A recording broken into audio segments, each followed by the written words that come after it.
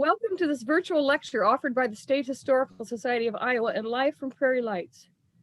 We are witnessing a tragic of epic proportions, yet carry on with our lives, hardly able to fathom the magnitude of loss some are experiencing. Each life lost to the pandemic has significance. And before we proceed, let's pause in a moment of silence to remember and pay tribute to those individuals.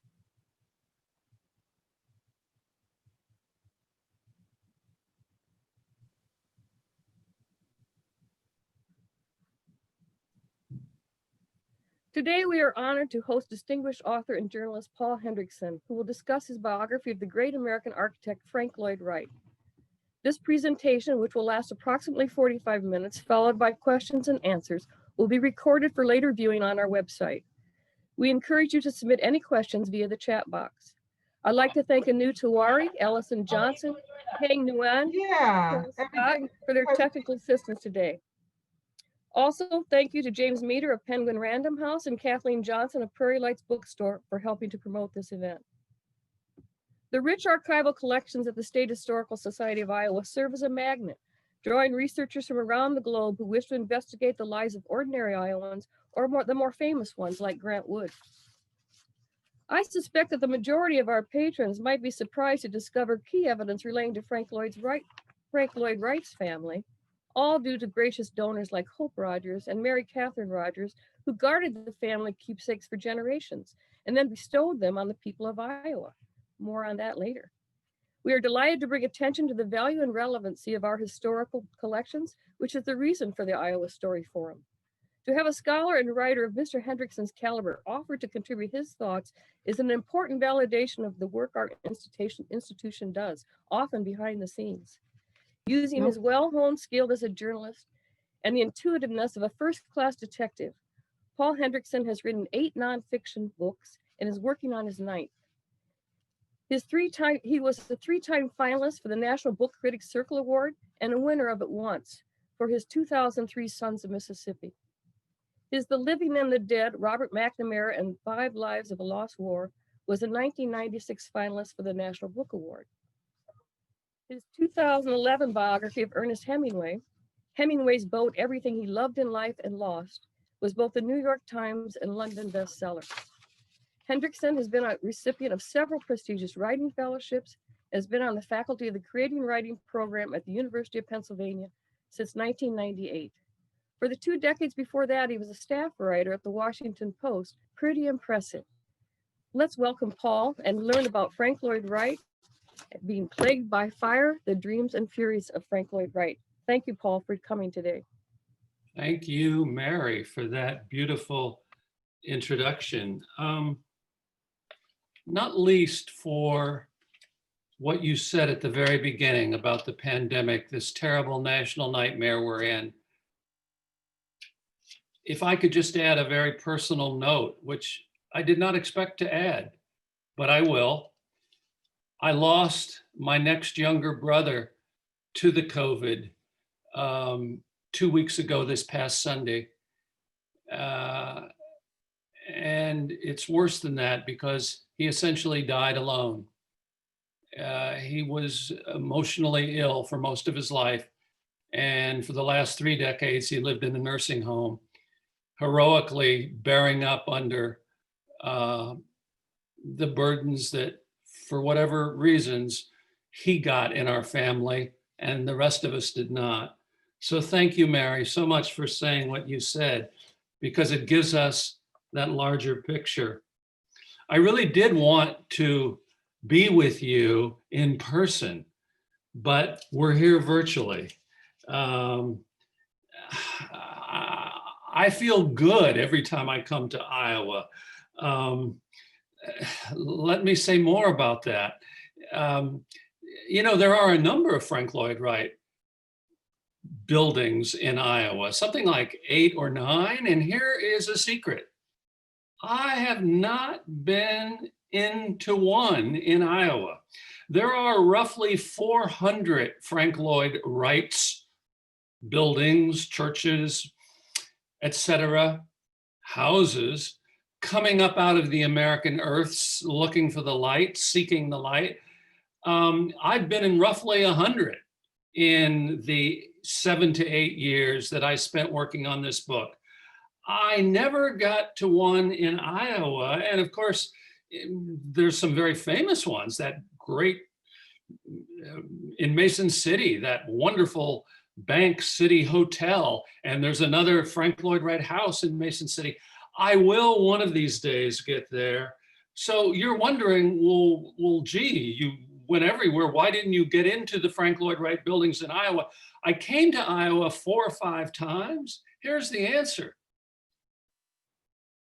I was always with the people. It was the people who were entrancing me. And the buildings, the Frank Lloyd Wright buildings, got squeezed out. So to give me just a couple of minutes, Michelle Pettit up in McGregor, Iowa, on the Mississippi River. The Frank Lloyd Wright family went to McGregor when Frank Lloyd Wright was a 2-year-old, and his dad, William Carey Wright, who has everything to do with Iowa, he took a pastorate there in 1869. And Michelle Pettit at the McGregor Public Library was extremely helpful. I think she's listening in today. There is a man who's no longer living. He was way downriver on the Mississippi River, right at Clinton. Phil Fedderson. I wonder if anybody knows his name. He lived into his 90s, and I kept rooting him on to be here until the book got published. But alas, he died shortly before it came out in 2019. Wonderful man who gave me all kinds of Frank Lloyd Wright materials. And he himself was an architect, a noted architect, derivative of kind of Wright-Usonian houses. He lived in one himself, quite beautiful. Moving on, Mary Bennett.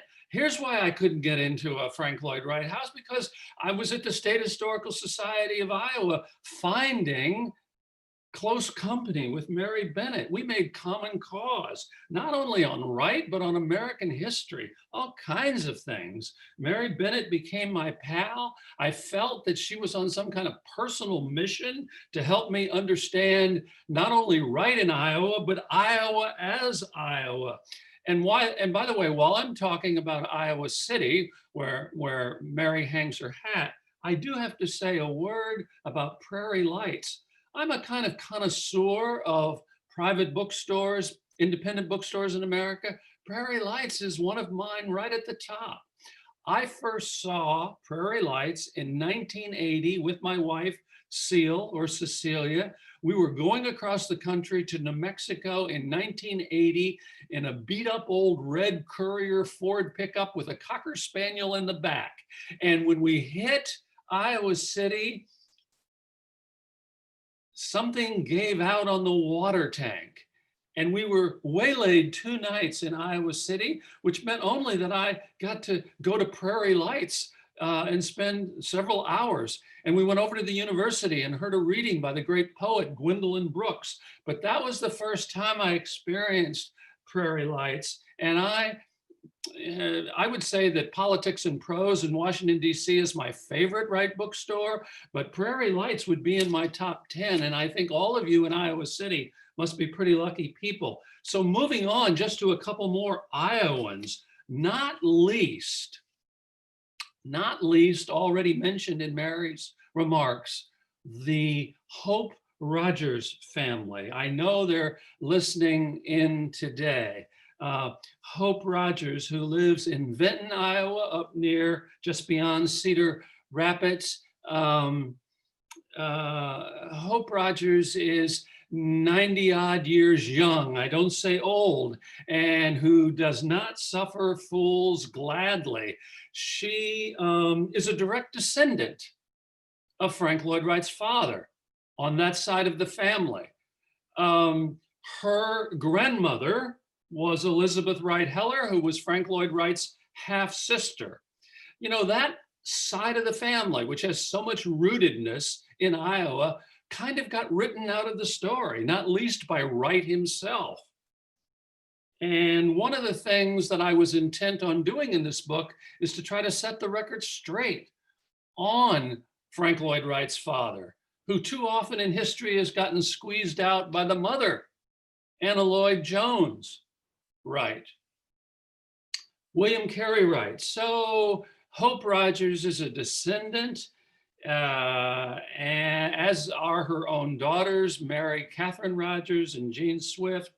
I was a stranger and they took me in, as it says in a book that I know well. And on and on and on, many Iowans, I should say Paul Jewell. Everywhere I went in Iowa, I was greeted with what I would like to think of as fundamental heartland American decency. Boy, aren't we in sort of need of that all over again as we start the new world and what I hope is a better path in 2021, excuse me. I see by my watch, which I took off, that it's 10 after 1. Here's what I would like to do with your okay. I'm going to give what I think of as a version of my kind of stump speech. This was the talk that I gave around the country last year and have given a few times virtually since the world got closed down. It's a expression of what the book is trying to be. What Plagued by Fire, The Dreams and Furies of Frank Lloyd Wright was hoping to be, was trying to be, and how it came to be. There are longer versions of it and shorter versions. And I think what I'll do is give a kind of in-between, a short to a medium. I think it's 10 after 1. This will go to 1:30. Excuse me, I keep saying 10 after 1. What am I doing? It's 10 after 12 in Iowa. You knew that. You were just forgiving me that. Excuse me. Let me put my mind on Iowa's Central Standard Time. I grew up in the Midwest, so I certainly know all about that. Let's say that I speak until about 12:25. And you'll be sick of my voice by then. And then there will be some time for questions. It might go a little bit longer, but there will be 20 minutes or so for questions. The last thing I want to say is that one of the really good technicians here that we did a little rehearsal yesterday, Anu, is going to put up some slides, pictures of things that are in the book, and there's Frank Lloyd Wright's signature. This is a way so that you don't have to look so much at me. I'm up there in the corner, but you can look at these images. And when we get to the question and answer period, we might want to come back to one or more of these images. We'll let it all be free flow. So if you don't mind, I will start talking a little about what I think this book is about.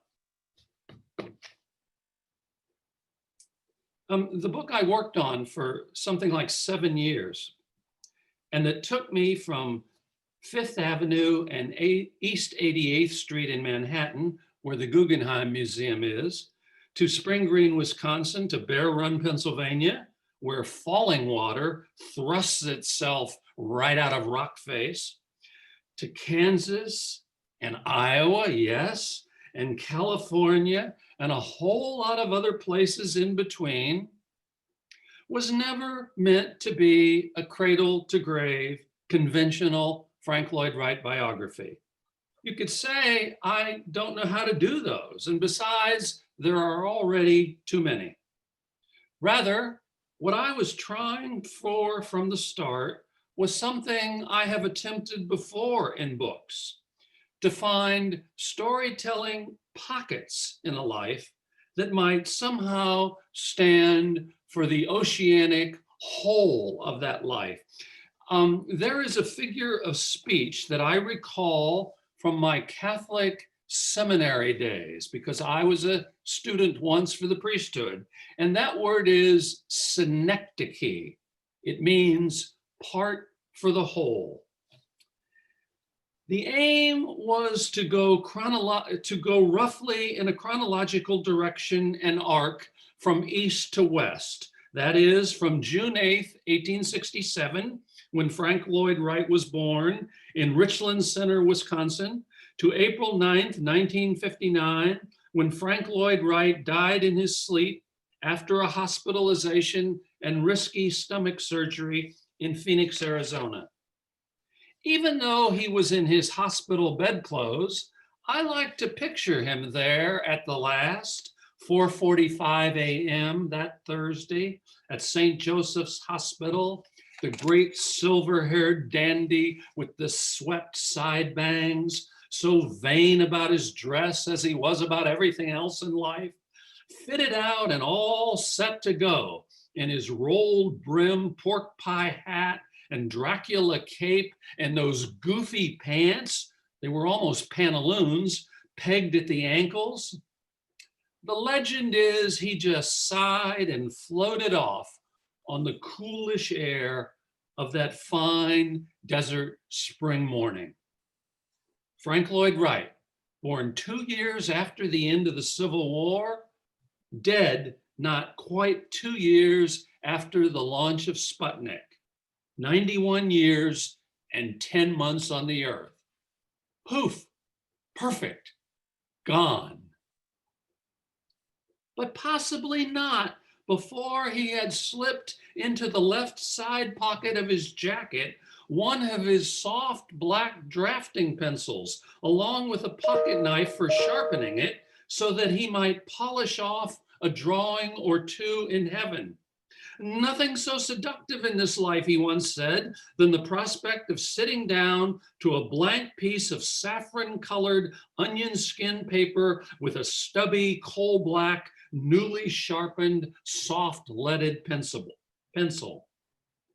Quote, "There is no being lonesome after that," he said.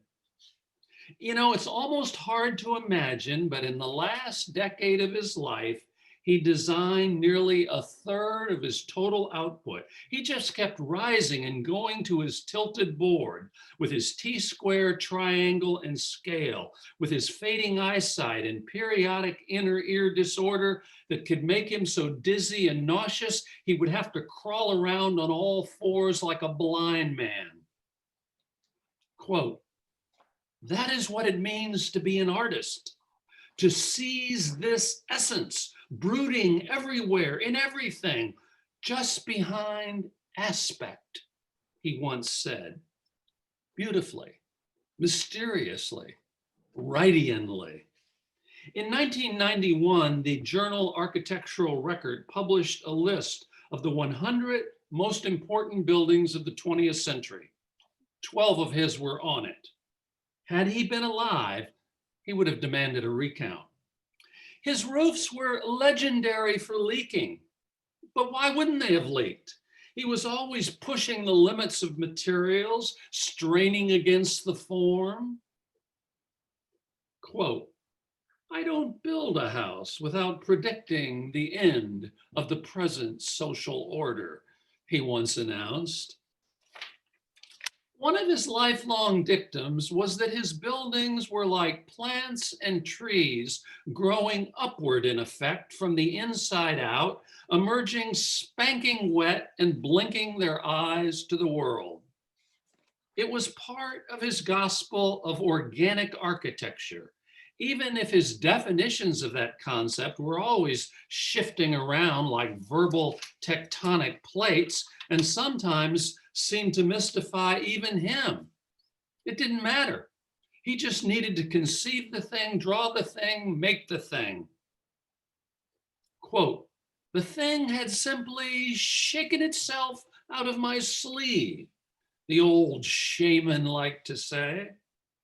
In a 72-year career as an architect and an egotist, he shook more than 1,100 things from his sleeve, a nearly incredulous number by any artistic measurement. They were churches, schools, offices, banks, museums, hotels, medical clinics, an automobile showroom, a synagogue, a mile-high skyscraper, and one very strange-looking Phillips 66 gas station in Cloquet, Minnesota. Overwhelmingly, though, they were houses, residences, shelters for mankind. And by that fact alone, I wonder if it isn't possible to start thinking of this supreme artist and insufferable man through a slightly different and softer lens. He wished to create dignified human spaces that would be around long after he was not. I have been in several score of those domestic spaces, and there are certain moments, if the light is falling right, when it will begin to seem as if Whitman is singing to Emerson or vice versa, channeled through an ego that could see both of theirs in the great stakes game of fame and self-love and raise you by half. There are also moments when what comes, as others before me have said, is the wonder of a religious feeling. And you were just looking at that slide of a tiny little Frank Lloyd Wright jewel of a house. I'm so glad that we paused on that. Taliesin at tiny Spring Green, Wisconsin, was Wright's own home and the place where he lived longer than anywhere else. In Welsh, it means shining brow. He built it into the not quite top of a green hill overlooking a loop in the Wisconsin River. Everywhere in the house there is wood, especially cypress, giving the interior, the more so in the lamp-lit evenings, a kind of pumpkin gleam. This hill and this valley were Wright's ancestral country on his maternal side, and he had known it and he had loved it since boyhood. 6 decades from his death, Wright worshipers from around the globe come to this bluffed and still rural and sweetly rolling neck of southwestern Wisconsin to wonder at the thing he made, rebuilt and rebuilt yet again. Yes, I am already nodding, aren't I, toward a 4-letter word, the leitmotif of the story I wrote, fire. And so, for a cluster of reasons, and not without recognition of the risks, I chose to start the story, or at least my story of Wright, right there, or maybe you could say right here, with a deep look at the most savage and iconic moment in this incredibly myth-laden life.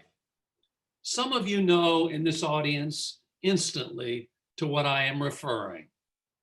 That inferno midday, August 15th, 1914, when the greatest architect that this country has yet produced suffered a personal catastrophe that would have destroyed a man of lesser will and lesser ego, although perhaps that is just saying the same thing twice. When a Black employee, you are looking at him in a white serving tunic, supposedly getting ready to ladle out the soup, went berserk with a shingling hatchet and ropes of gasoline splashed beneath the door jambs. In 12 or 14 minutes of blurring chaos, small and quiet seeming Julian Carlton, about whom history is still confounded, managed to murder or fatally wound 7 people, one of whom, perhaps the first of whom, was the 45-year-old woman whom Wright deeply loved and had been living with indecently, I use that word in quotes, for the past several years, even as his own decent and denying wife down in the Chicago suburb of Oak Park kept praying he would somehow come to his moral senses and return to his family. The attacker split her head nearly in 2 with one rounding swing. It's a terrible image to contemplate. Her first name was Mama. Once she had been his client and near neighbor in Oak Park. 5 years before, these two lovers abandoned their family to go away to Europe together, and ever since have been living in a kind of flouting sin. Again, that word in quotes, or that's the way the world had it. That's the way the pulpits had it. Wright wasn't home that noonday. He had left Chicago 4 days before, intending to be back on the weekend. If the slayer had had his way, there would have been no survivors and nothing to be back to. As much as this moment has been chronicled, pored over, dreamed into by what is now 3 generations of Wright biographers and historians, dreamed into by playwrights, by newspaper feature writers, by documentary filmmakers, by a handful of novelists, by conspiracy theorists, there is still so much that has to be imagined, conjured. You're looking right now at Mama, the first one killed that day. So much that has to be imagined, conjured, which is to say, we know so much and simultaneously so little, which in its way is its own definition of Frank Lloyd Wright. Riddles wrapped up inside of riddles, triangles drawn inside of circles, drawn inside of squares. Wow. But wait a minute. Who was Julian Carlton? What I discovered is that this century and more, the figure at the center of August 15th, 1914, had remained for biographers a kind of cipher, almost a cartoon of madness. It's as if we always had the deed and none of the life. History has had a hard time just getting his name straight. Here I have to bring up an old mentor of mine from my years at the Washington Post. He was a legend. His name was Shirley Povich. I worked proudly at the Washington Post for decades. He was there 50 years before. Do you know what he used to tell his young recruits? He used to say, if you go, it'll happen. So, perhaps without fully realizing, I was listening to those words and I went. Who was Julian Carlton? Perhaps without fully realizing, I was also being pushed forward by something Wright himself once said. He said, I believe that in the search for the answer lies the answer. So I went, so I searched. And yes, some of it happened. And here is but one thing I found out. The slayer was never from Barbados or any other Caribbean place, as has been passed along in uncounted books and newspaper feature stories. In fact, he was from backwoods Alabama, one of at least 13 children with parents who may have been born into slavery. It is not an inconsequential fact. Okay, I suppose I'm now egging you, and not so slyly, to go pick up the book. The book exists in hardback and it's recently out in vintage paperback. But I will tell you this much here today. The mysteries of Julian Carlton, with their outward spreading concentric circles, refracted back powerfully on Frank Lloyd Wright himself, helped me understand his life a little better. A life inscribed, circumscribed by race, fire, murder, loss, regret, concealed haunt, and all of it somehow inseparable from artistic genius. From the outset of this search, I was determined to try to knock back what I believe is a wrong-headed misperception, namely that the stainless steel armature of Frank Lloyd Wright's ego and arrogance allowed him to ride through the world for nearly a century without pain or remorse and with little compulsion to ever look back, unlike Lot's wife in the Bible. I simply do not believe this. He was always looking back. He was always looking behind, however surreptitiously. There's too much evidence otherwise. It's there in the margins, it's ghosting at the edges, and sometimes it's not ghosting at all. It's in the narrows, hiding in the blue channels of the impossibly swirled life.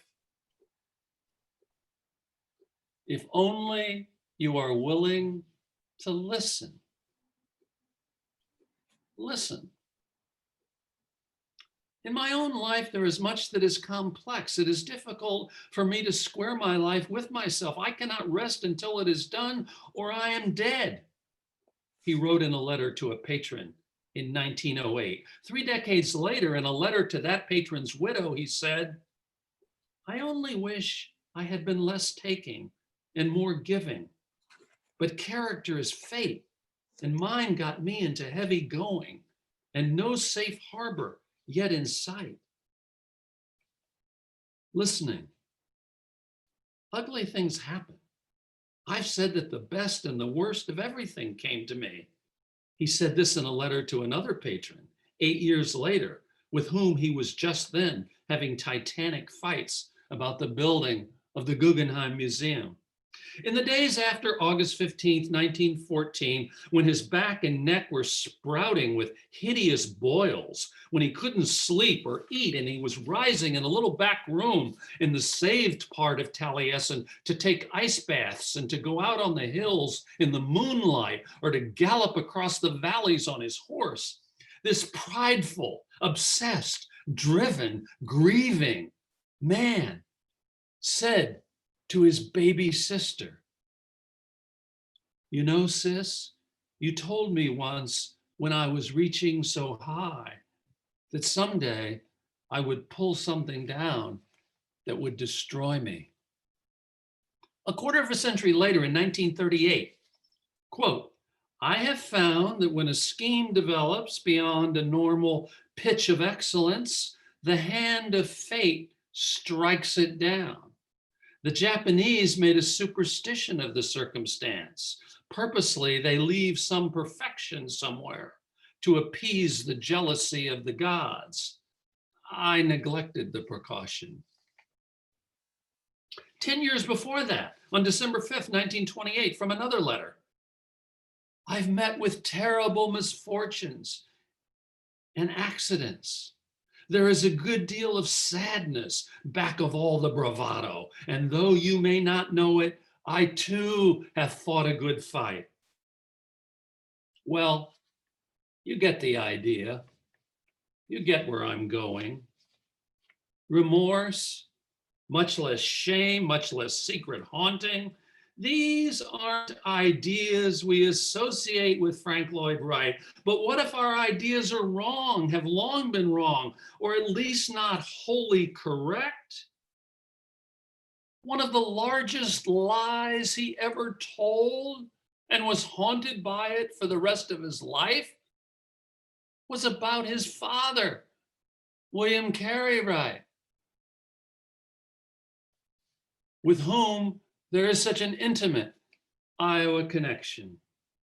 I suppose I don't really have another name for the thing I'm trying to get at, except the word humanity. The problem is, when you are a writer in search of that humanity, when you wish to make a case for it, you have to be willing to kick away with your shoe so much of the refuse, dross, under which, behind which, the humanity and vulnerability will lie every time. That is the book I sought to write. Oh yes, fire. Fire itself. If Frank Lloyd Wright has seemed to resist true explanation by his uncounted chronicles, including the person zooming in front of you, and probably that's all for the better, this much can be said. He lived his preposterous life in a kind of beautiful rage, and flames ran through it. I have spoken here only in the briefest way of August 15th, 1914, that incredible fire and murder savagery at Taliesin.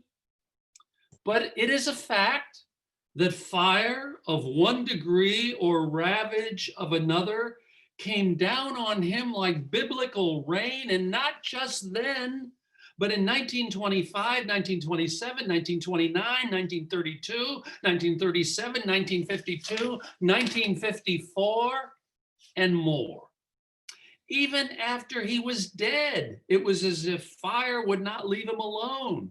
In the early 60s, there were 3 blazes at Taliesin West in Arizona in less than 3 years' time. All my life, I have been plagued by fire, he once said in pure poetry a few years before he died, giving me the title of this book. I was once having this conversation at Taliesin West in Arizona with one of his apprentices, a man named Arnold Roy, who'd come as a 19-year-old from Boston and had gotten mesmerized, and who was now past 80 and suffering his various ills. He had kindly hobbled out of his room into the fire-like heat of an Arizona noonday to make time to meet. He was seated at lunch with other old apprentices and current staff and architectural fellows. When the subject of fire came up, something flint struck. It was as if 6 or 7 decades of his life had just been lopped off.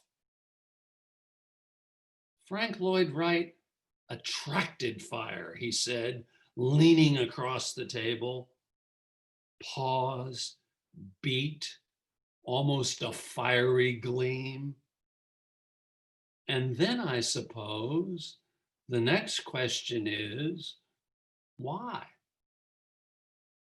But he just let it hang in the tinderbox, desert, May, midday air. And so will I just let it hang. And thank you for hearing me out. And I just watched my time, and I did it pretty well in terms of, I think it was time to stop yakking and see if there are any questions in the question box. I had somebody was kind of wondering about your writing style, and his question was, how do you choose your subjects? Are there common elements in your studies of Robert McNamara, Ernest Hemingway, and Frank Lloyd Wright? Boy, what a great question that is, whoever you are. That's from Tim Walsh, yeah.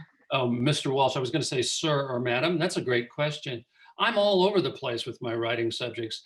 They're all searches. They're quasi-biographies. They are people who get inside my consciousness in one way or another.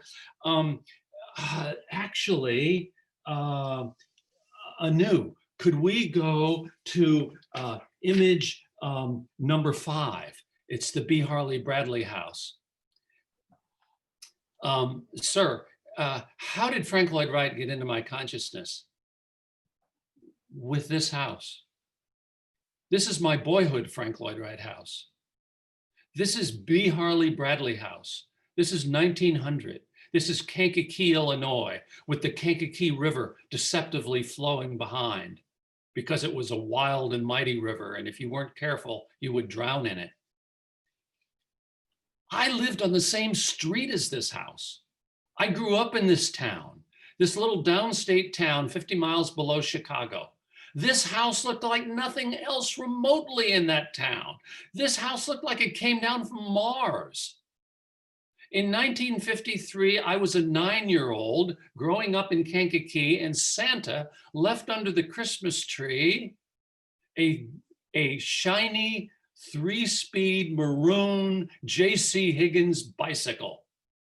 And when the weather thawed that spring, I went sailing down Harrison Avenue. This house is at the bottom, the very bottom of Harrison Avenue, where all the rich people lived. We lived 5 blocks north on the same street, but we lived up where the commoners lived, the middle class people lived.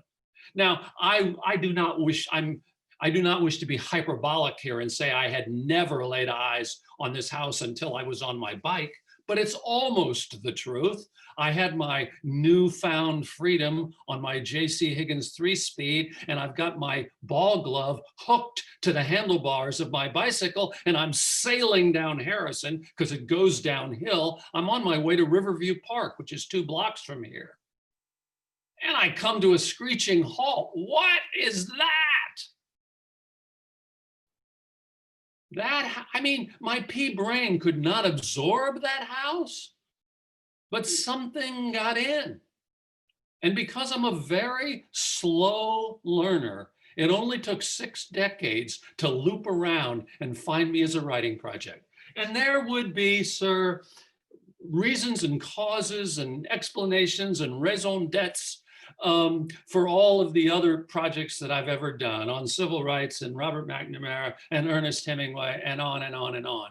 But this is my boyhood Frank Lloyd Wright house, and at 9 years old, something got implanted.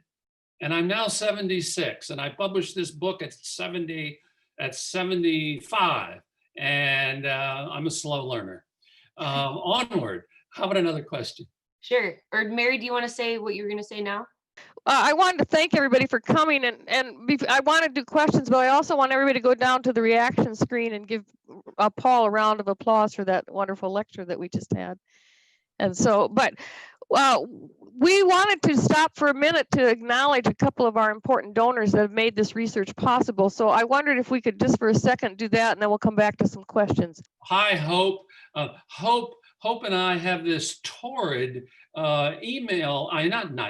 letter correspondence, the kind that you write in penmanship and put a stamp on and take to the mailbox. How many letters have I received from Hope? 50? She's a prolific writer and she's a voracious reader. And this is an example of how materials come to the State Historical Society.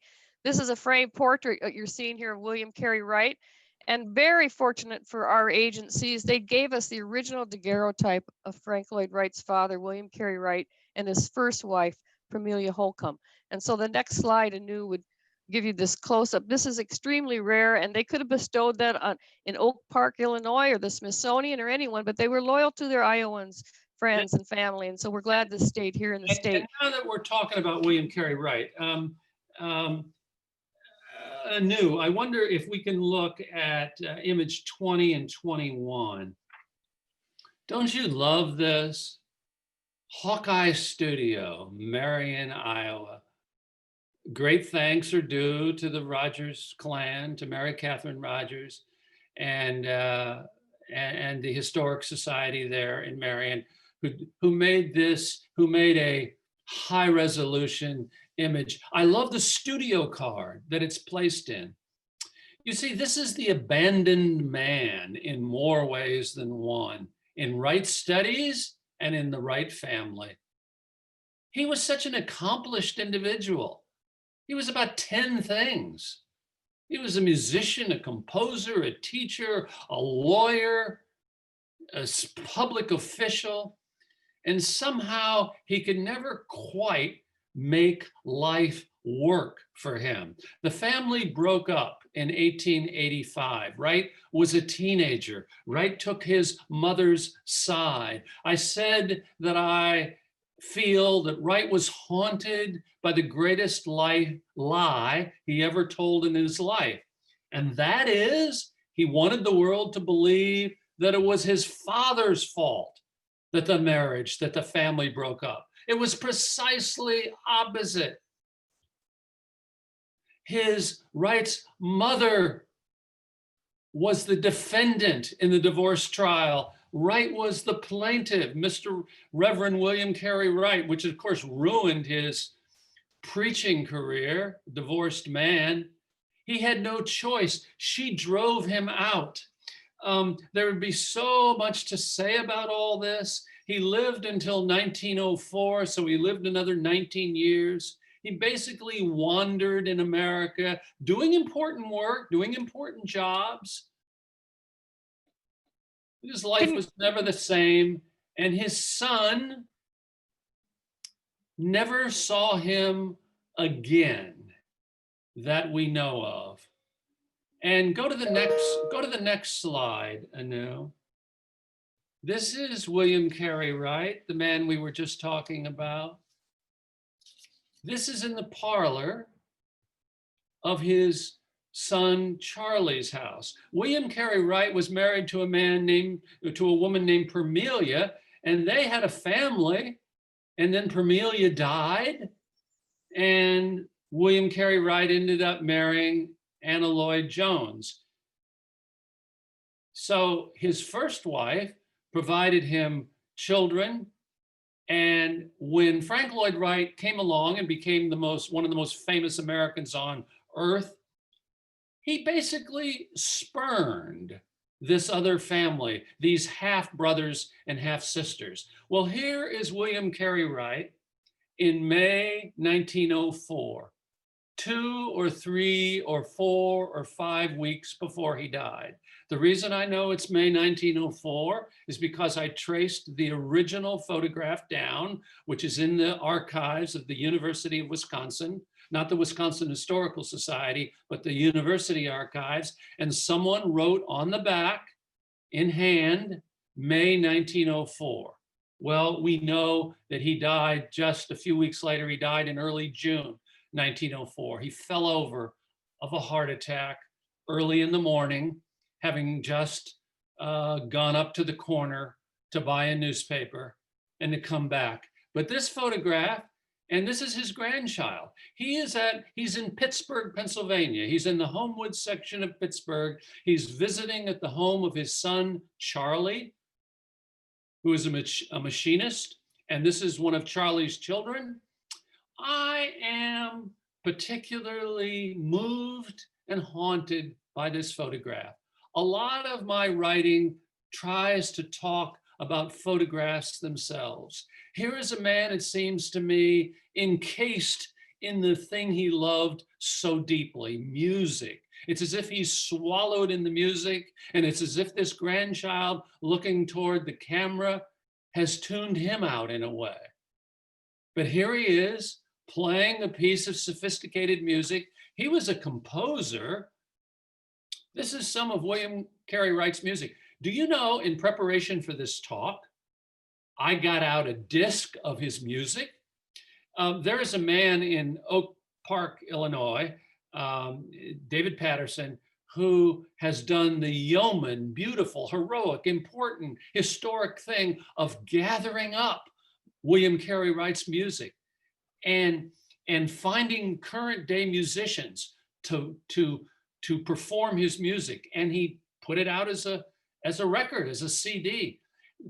And we're proud to say the State Historical Society probably has one of the largest caches of his music, thanks again to Hope Rogers, who gave this material back in the 1980s. And it's really important material. And I want to remind people that David Patterson gave a lecture for the Society that's available on our website if you go looking for it under our Iowa Stories series. So Elizabeth Wright Heller, here she is born in 1860. Frank Lloyd Wright is born in 1867. So she's his nearest elder step sister. She's 7 years older. Here she is in 1860, right before the Civil War is going to break out. And this is, Hope Rogers is listening in today, and I hope Mary Catherine, Hope's daughter, and Jean Swift, Hope's daughter. Well, this little girl grows up to be Elizabeth Wright Heller, and she is Hope Rogers's grandmother. And can I make a quick plug, Paul? The reason we have this 350-page memoir is because Elizabeth decided to sit down and write it in 1929 out by hand. And then Hope Rogers came around and typed the entire thing out. So it's widely available to scholars and an example of why you came to Iowa to be able to examine that document. And we really appreciate, Elizabeth died in 1950. And then I'll let Paul. As long as I'm bragging on Hope, Hope is a writer in her own right. And her grandmother picked her out to type this manuscript. But Hope has written several books herself, and this is why we get along so well, because we talk literature, we write literature to each other. Anu, move on. I think there's another picture of Elizabeth Heller. Here she is in old age. I love this photograph of her. Such strength of character in that face. And what does she weigh? 90 pounds? Has she just come home from church? Look at those chalked white shoes. Look at that steady gaze. She's not looking away from the camera. This is a woman who has lived a life. Oh, if you only knew the life she lived. She got beat up terribly by her stepmother, horrifically by her stepmother.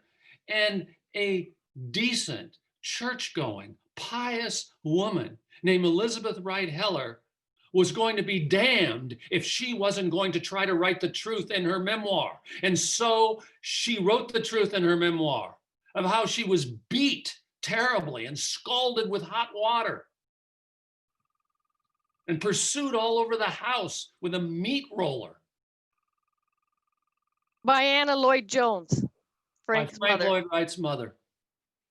Sorry to get worked up, folks. No, but thank you for letting us have this little sideshow, because we could hardly express the gratitude we have to this family, because this is an incredible window into Frank Lloyd Wright. And luckily, Paul has investigated it unlike any other. And we're going to go to questions real quick. But one thing Paul does in his work is he goes to the place.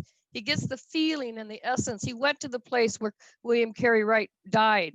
He went to the, I want you to this is my only question, Paul. Tell me about Julian Carlton and how you went down in the cellar of that courthouse in that county courthouse in Wisconsin. And then I'm going to turn my mic off. It's in Dodgeville, Wisconsin. This is where he was held underground in a dirt floor cell. He lived there for 6 weeks while they were mounting a trial, and he starved himself to death. He had taken muriatic poison on the day that they found him, the day of the murders. He had hidden himself inside the boiler of the heating system at Taliesin. And the sheriff found him, and the lynch mobs were trying to string him up, and they took him down to the county jail at Dodgeville, Wisconsin, because Taliesin is on the south side of the river, and that's Iowa County. And so they took him to the county seat of Dodgeville. And yes, there he is. Thank you, Anu. And he probably in his life never weighed 135 pounds. And he wasted away to nothing. He lived for 6 weeks. He never said a word. He never explained. They were not able to have the trial.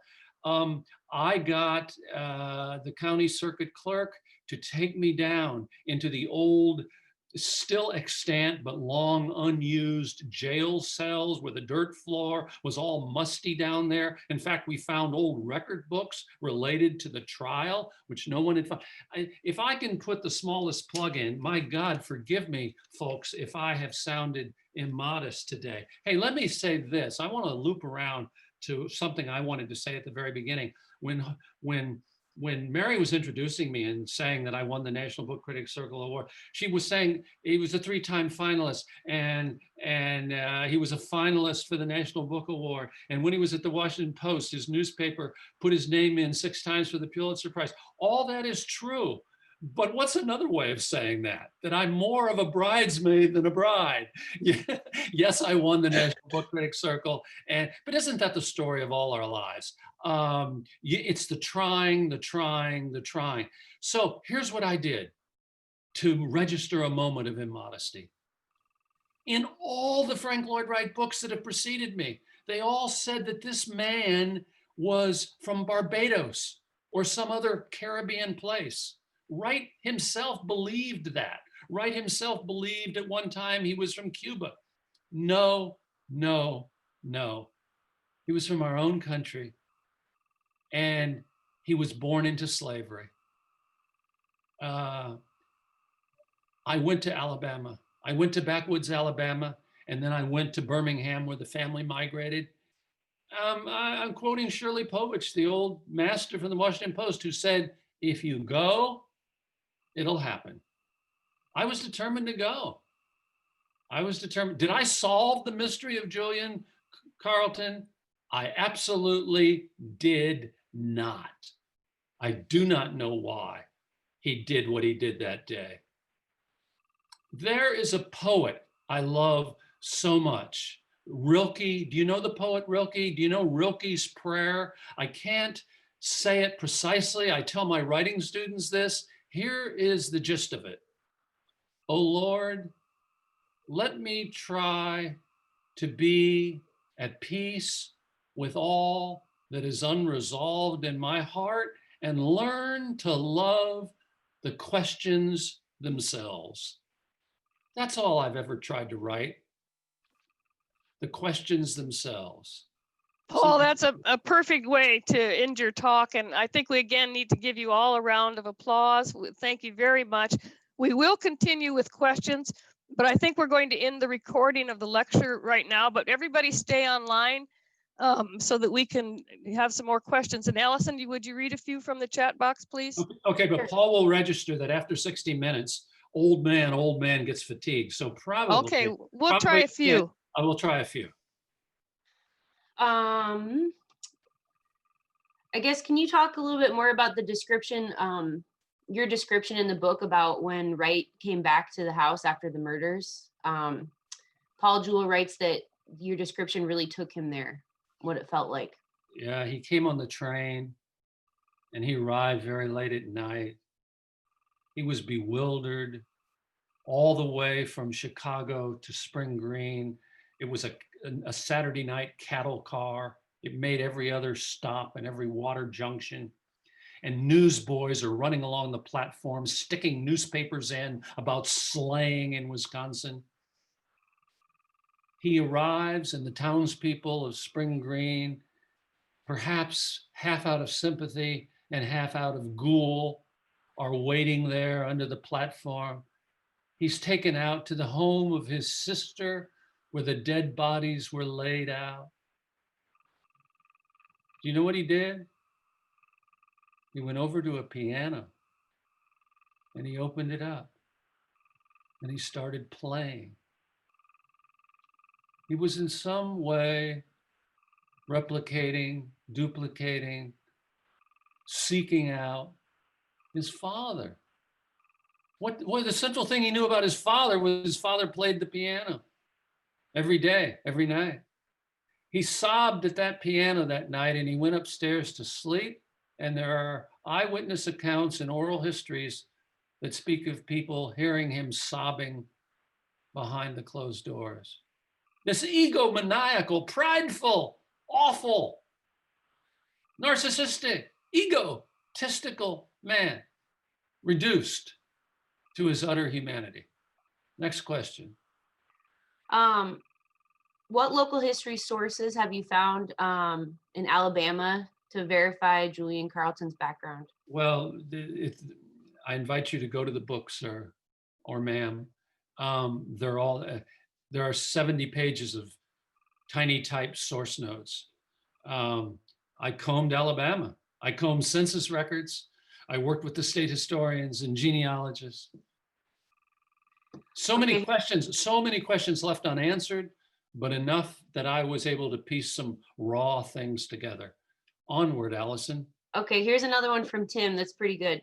Do you ever dream about your subjects or talk to them as you are researching and writing about their lives? Yeah, I begin to think I'm them.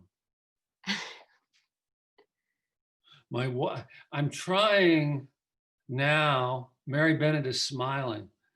I'm trying in what is surely the last book of my life to write about my father in World War II on Iwo Jima, piloting a P-61 Black Widow night fighter, 75 missions off of Iwo Jima, arriving there 3.5 weeks after the Marines raised the flag on Mount Suribachi. My stern and distant father, whom I never really learned to talk to, maybe this is the way finally toward the end of my life, and he's long dead, that I'm trying to learn to talk to. But my wife, bless her, who has to live with all these damn projects, you know what she calls them? Sister wives. So she's the first one to encourage me to go on, but she calls each one a sister wife. So she rolled her eyebrows the other day and she said, oh my God, we're living in the 1940s. I think this is a good place to end it. I think we've answered almost all the questions. So Oh, Allison, thank you. You saved me. Really pay great tribute to you today, Paul, for sharing your intellect with us and your intuitive skills about how to understand history. You embody history, even though you aren't necessarily trained as a historian. You understand what place means. You understand how to dig deeper beyond what's at the facade of the story. And so again, we really appreciate it, and everybody can go down and we'll give him another round of applause here with the reaction button, if you don't mind. Thank you very much for having me. all right. Thanks for joining us, everyone, today.